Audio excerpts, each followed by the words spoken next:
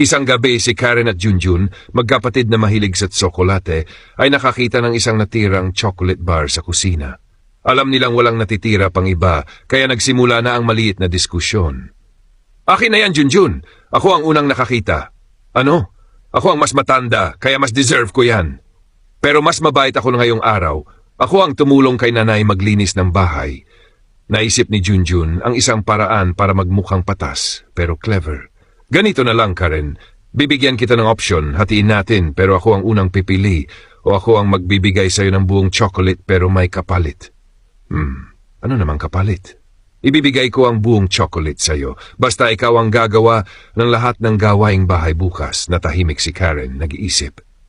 Matahimik si Karen, at ang chocolate pero hindi kasing tamis ng isang araw na walang gawaing bahay.